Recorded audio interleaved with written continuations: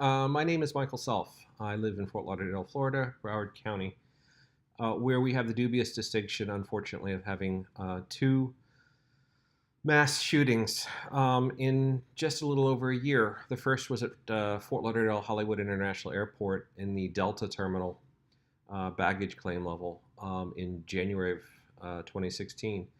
I was actually at the airport as that was happening.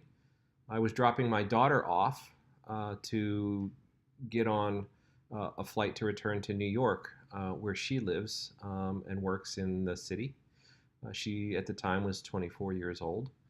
And I dropped her off at the airport and then drove away, not realizing that this was actually happening as I was driving away. It was when I got home I realized what happened.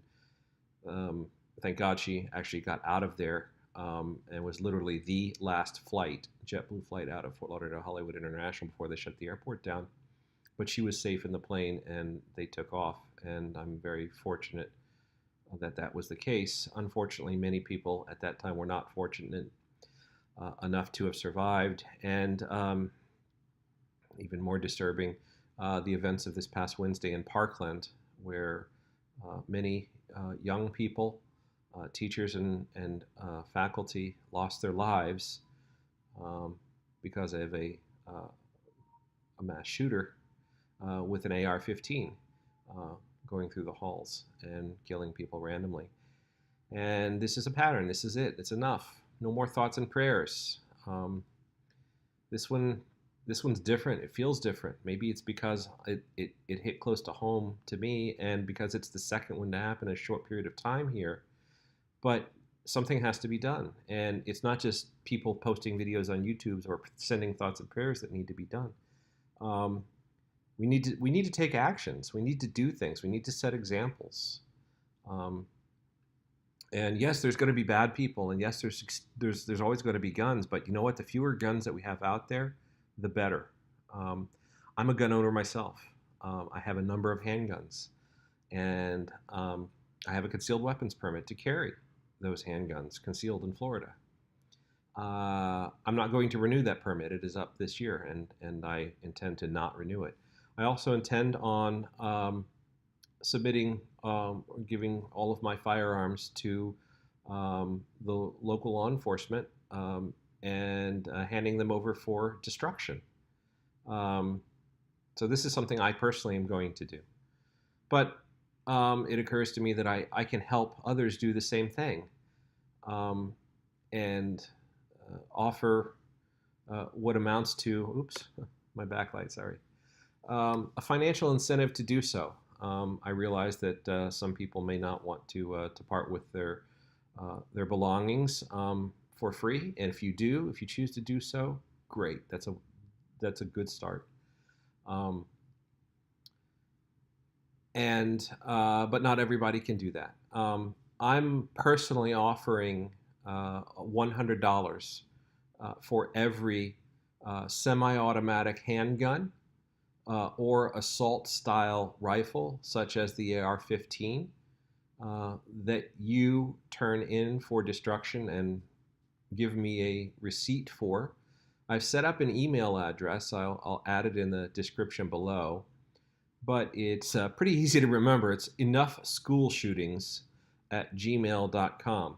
I was actually shocked that that wasn't taken already. You would have thought somebody would have taken that a long time ago. But EnoughSchoolShootings@gmail.com.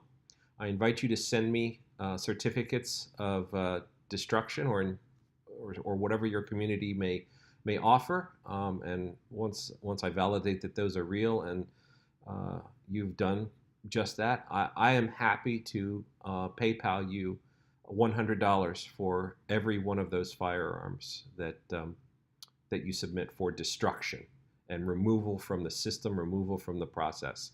And you may say, what does one gun do? Well, let me give you a what-if scenario. There's a certain deputy here in Broward who a number of years ago had an AR-15 stolen from the back of his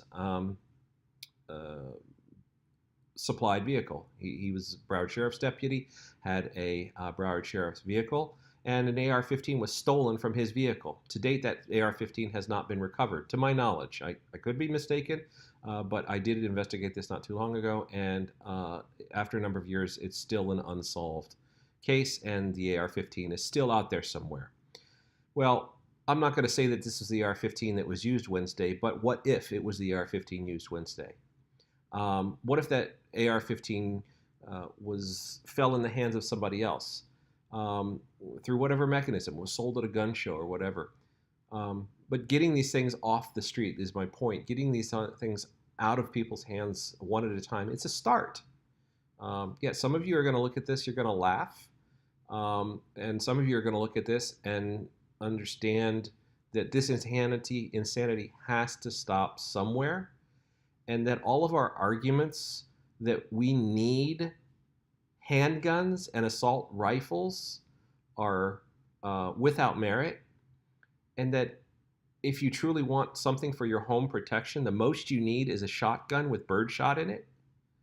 For safety reasons too, you don't want slugs going through your wall and injuring family members if you do something stupid. And honestly, that's all that's really needed. I've never considered myself to be a gun nut, but I enjoy shooting firearms and for sport, but I don't need them. And if somebody steals those from my house, I'll forever wonder if they were used to injure somebody or kill somebody. And I'm not going to live with that. And hopefully you can come around to a similar way of thinking, however you get there yourself, and do the right thing and help get guns out of circulation. I also do not own any shares of gun manufacturers, ammunition manufacturers, and would short their stocks, actually. Which is another thing I'm thinking of doing, but don't want to do so to my financial detriment too much. But in any way, you've made it this far in the video, and thank you. EnoughSchoolShootings@gmail.com. Please do what you can. Send me the proof. I'll PayPal you $100 for every semi-automatic handgun and assault-style rifle that you tender for destruction. And